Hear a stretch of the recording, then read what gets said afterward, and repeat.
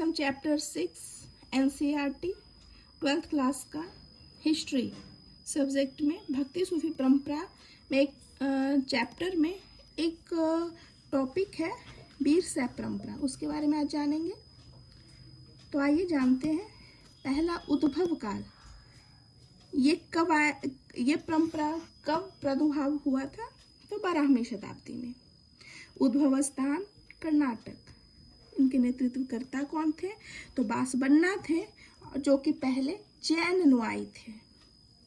तो स्वाभाविक सी बात थी कि ये उतना संतुष्ट नहीं हो पाए, तभी तो एक अपना संप्रदाय चलाए, वो है वीर शैव परंपरा। वो किसके शासनकाल में थे? चालुक्य वंश में थे। बासबन्ना के अनुयायी अपने आप को वीर शैव या लिंगायत कहते थे। अगला आते हैं इनके उपासक, जो अपने मतलब शिव को ही पूजा करते थे, मगर वो मूर्ति के रूप में नहीं बल्कि लिंग रूपी में, है ना, जिसको हम शिवलिंग भी कहते हैं।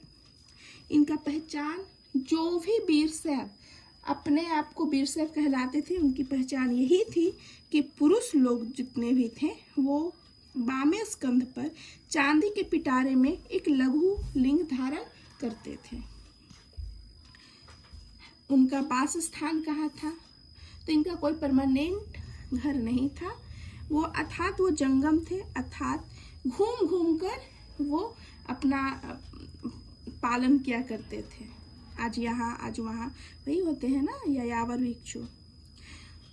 और उनकी अंतिम संस्कार किस प्रकार से की जाती थी? तो मृतकों को, जो उनमें से जो भी मृत हो जाते थे, तो उनको विधि पूर्वक दफनाते थे, ना कि जलाते थे, है ना।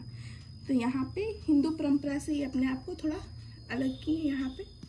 अगला, आस्था। इनकी क्या क्या आस्था थी? तो मृत्यु उपरांत उनका कहना था कि जब कोई मर जाते हैं तो वो शिव में लीन हो जाएंगे, वो पुनः संसार में नहीं लौटेंगे, है ना। हालांकि बौद्ध परंपरा में ये कही गई है, बौद्ध धर्म में बताया गया है कि बुद्ध भगवान ने कई जन्म लेकर आए थे, है ना। वो पशु पक्षी आदमी सब में वो जन्म लिए थे, है ना।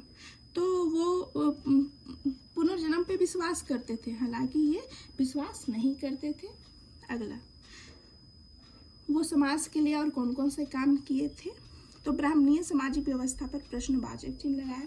हालांकि ये भक्ति सूफी परंपरा में ही ये बताया गया है कि ब्राह्मणीय जो व्यवस्था थी, सामाजिक व्यवस्था थी, वही जो भी कठिनाई, क्या क्या प्रॉब्लम्स आई जातिवाद लेकर या महिलाओं को लेकर, तो उसी में से कटकर नए नए परंपरा निकले थे।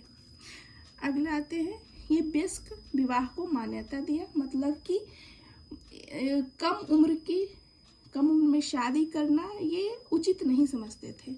अगला आते हैं, ये विधवा पुनर्विवाह को मान्यता दिया, अर्थात जिस तरीके से पहले हुआ करती थी कि अगर उसके पति डेथ कर जाते हैं, हालांकि तो पहले कम उम्र में ही शादियां कर दी जाती थी लड़कियों को, और अगर कोई डेथ हो गया तो उसको सती प्रथा के द्वारा उसको मतलब सती कर दी जाती थी, है ना, जो काफ़ी दर्दनाक घटना थी। फ्रांसोis बर्नियर ने इसके बारे में विस्तृत चर्चा भी की थी, है ना। तो उसके लिए भी विधवा पुनर्विवाह को मान्यता नहीं, सती प्रथा कोई उचित कार्य नहीं है, बल्कि उनको फिर से विवाह कर दिया जाए, है ना। तो बस आज भर के लिए इतना ही वीर शैव परंपरा। Thank you.